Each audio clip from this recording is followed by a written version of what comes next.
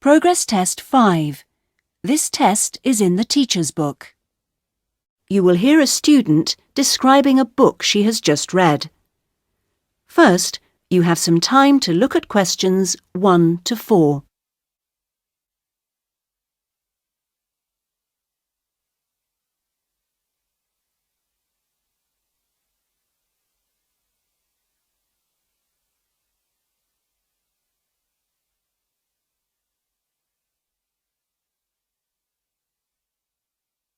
Now listen carefully and answer questions 1 to 4.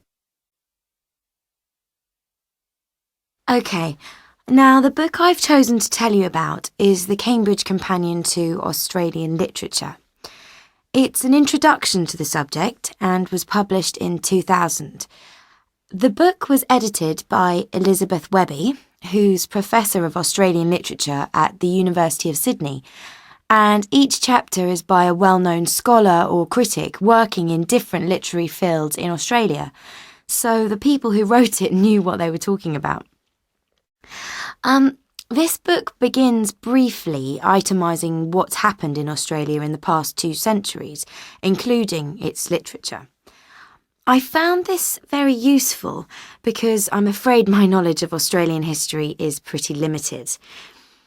Each chapter of the book deals with a different genre or literary movement rather than different historical periods, although within each chapter the subject is dealt with from a historical perspective. The writers look at literature within its historical, social and cultural contexts, I suppose showing what makes it distinctly Australian.